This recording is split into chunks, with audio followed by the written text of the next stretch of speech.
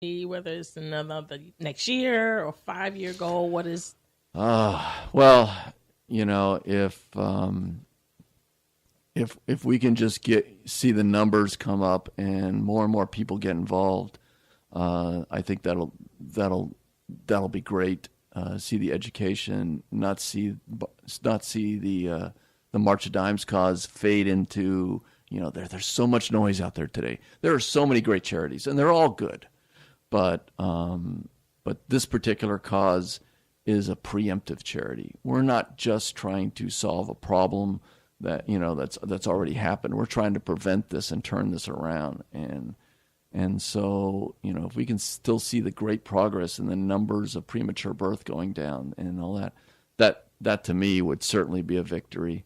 But just people talking about it and understanding what March of Dimes is all about and would be good. But I'd also like to see, one of the problems that, and I don't want to call it a problem, one of the challenges, that's a good way to put it, that March of Dimes has is because it's a charity that's been around for a long time.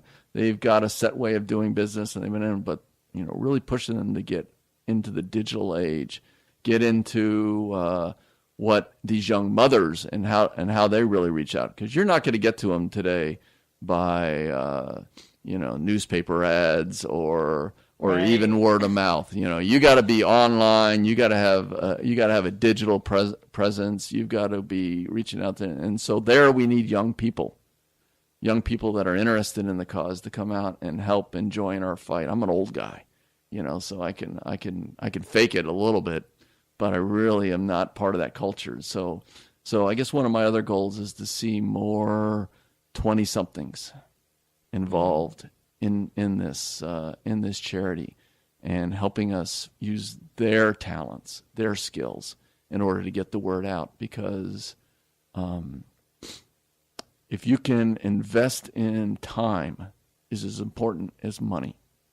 Say you don't have, I don't have $100 or $500 or whatever to donate to March of Dimes, but if you can give 50 hours in a year, that's golden as well. And so find more young people that can be interested in supporting this cause, because that's as important donation as money.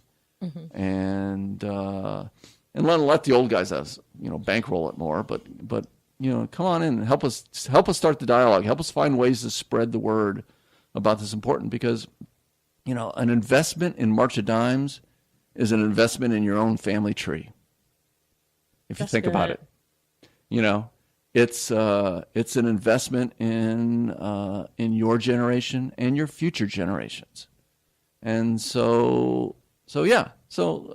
my goal is there to get more young people involved, get them excited. And, this is an amazing generation of young men and women. I did 31 years in the Navy. And now when I look back at the young men and women that are serving in the Navy today, for example, and this is true anywhere, it's not just the armed forces. But just because this is where I come from, I can look back and I can say, wow, I was never like that. I never had the talent, the skills, and the resources, and the capacity to do so much that our young men and women have today. And you see it everywhere. Mm-hmm. But it's a different skill set, and they're pulled in so many different directions. It says, how do you focus that, and how do you get that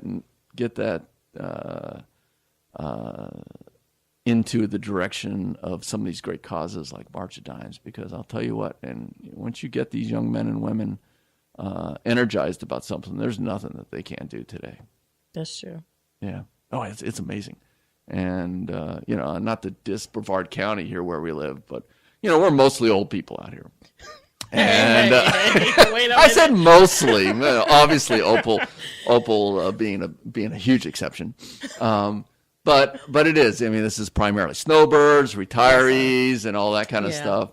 Yeah. And so I take a trip up and I visit my kids. I've got one still in the Army. My son, he's a captain in the Army, and my daughter, Colleen, just got out of the Army, and her husband was also in the Army. But we'd go visit them in these bases, and you're just surrounded by young, fit, energetic, excited young men and women, and it's so so great to see that. Yeah. And so, man, how can we get that force pointed in this direction? It sparks livelihood to you. Oh, It yeah. sparks energy, because you Absolutely. see the energy and it pulls at you and Right. you gravitate to it. Right. Yeah. And if anybody thinks that the young men and women of today don't have focus, don't have skills or anything else, try to get into their just online world and keep up for one day. It's impossible. Yeah. And to have that kind of skill and to be able to have that kind of, I don't like calling multitasking, because multitasking is telling way short of what they're doing. It's just, it's multiple environment management. I mean, they're able to communicate, with friends, work thing. I mean, people don't, today's generation doesn't want to go to work and just work from 8 to 4. Mm-hmm. They want to do life, work, family from 8 to 4 and from 12 to 12. I mean, and they're able to do it where we were brought up in a different environment in a different age. And we tend to want to go to work, focus on work, come home, focus on home, do this and do that. Mm-hmm. They want to do it all at the same time. And it's not a bad thing because they pull it off. Yeah. That's the amazing thing. Yeah. Well, they don't have anything blocking their mind. Right. I mean, they're not limited to their age or their environment. They just see the possibilities. Exactly. So so talking to you and I seeing all your smiling, your spark in your eyes. So is this as the same example that you showing the unlimitless ability of March of Dimes? Oh yeah, absolutely. I mean, any charity or any cause, right. and like March of Dimes, is only limited by the people that we can get focused on it and get behind it. Okay. And so if you're a young man or woman out there and you're looking for where to put some of that energy, that 24-hour a day push, well, this is a great cause because it's going to impact you. It's going to help you. Everybody, even though when you're 21, 22, 24, like some of my kids are right now, it may be hard to imagine that, you're going to, want to settle down and have babies, but guess what? You're gonna, it's going to happen. And so this is a cause that can have a direct impact on the quality of your life and the quality of life of your friends. Mm-hmm. Again, it's investing in your own family tree and the family tree of your friends and your relatives. And so, it's great. So what can they do? Again, it could be as simple as taking the 5 minutes to go on to March of Dimes Facebook page and read some of the stories, and then share that with your friends, and then spend a time every once in a while, like the page, so that you're getting periodic updates. So you're getting that reminder every once in a while of the mission. And then when you have an opportunity, spare a little time, a little treasure, show up for a walk once a year, or just share some of the stories and talk about it, or get a little bit educated about it. And if more people did that, more understanding, it's not just about raising money. It's about raising awareness, and it's about believing in the cause. And so it all starts to fall in naturally then. And then, you know what? Somebody's going to come up and they're going to say, I got a great idea for this next year for the March of Dimes. And we're going to do this with probably some digital platform that I never even imagined, or we don't even know about exists yet. And but next year it'll be the latest, greatest thing. And they're going to go in there and they're going to get more people involved. And it's going to be a self-building initiative. And old guys like us will just sit back and kind of watch. Like, yeah. So, yeah, that's pretty cool. Yeah, that's cool. That's what we needed you. And I'll be able to tell C stories. Yeah, that happened because I was with Opal Bailey one day a few years ago and I was talking about this. And I'm sure they heard me and they just decided that it was all over. It was all international. Yeah. I get it. So can you tell us where is March of Dimes? Has a storefront? Or is it local or just online? Oh, it's all digital and it's everywhere. And so again, just Google March of Dimes, Google March for Babies, and find it, and it'll ask you where's your locality, and you go in there and it'll give you local points of contact, and you can reach out and offer to support. And of course, they'll give you opportunities to donate if that's what what you can do, or if you just need some help or need some information. There's opportunities there too. So, but yeah, it's a great cause, and I hope some of your listeners take advantage of it and get excited about it like I am. That's really cool, Mark. You're awesome. Yeah, you're a great man. You are. Well, you are too. In my eyes. Yeah. Well, I got to tell a quick story here because you know this story, but for your listeners, when you were first starting to do this radio show, I know you wanted a headshot and you didn't want to go down to the photographer and get that done. And I said, I got a camera, I'll do that. And so we walked down to the pier, and we were going to take it with a nice little Indian River background and everything else like that. And there was these two kids sitting there. I remember. And they're looking at me, and here I am all looking professional with this big camera, and you're all dressed up. And I turned to them, I said, do you know who this is? This is that famous radio talk show personality, Opal Bailey. And they all go, no. I know, and then we laughed. And then you said, no, really? Yeah, really. That's who this is. And so they left wide-eyed. That was fun. That was good. That was good. And look, months later. Yep, there you go. We meet again.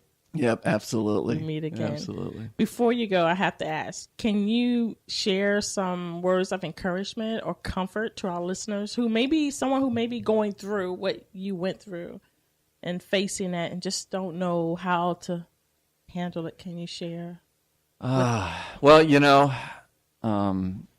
whenever you're going through a trying time, be it something like we experienced with Molly or any kind of event, it's a loss, at the time it's really, really hard in order to imagine that there's any good, that there's anything out of there. But when it's over and when you look back over your shoulder, some things just come out and just really highlight that you didn't see at the time, but come out there. And one of them is the friends and the family that were there for you when you're going through that. I mean, there's so much stress at the time. You look and you're just looking for any relief. But in hindsight, when I think of all the people that dropped what they were doing, some people flew across the country just to come in and watch the three kids for a few days. And not just relatives, family, friends, people that we knew, heard what we were on, wanted to come out and help. Others, of course, made the meals, packed them up, and all those kind of little things at the time. Of course, you say thank you and maybe even write a thank you note or whatever the case may be. But when you look over your shoulder after that's all done, and it just blows you away, the kindness and the support that you really had out there. And so when you're going through a trying time, try to stop and think of everything that there's people there for you to help you, and that you're not doing this all alone. And then the other piece is that it all has a purpose, that in the end you come out stronger.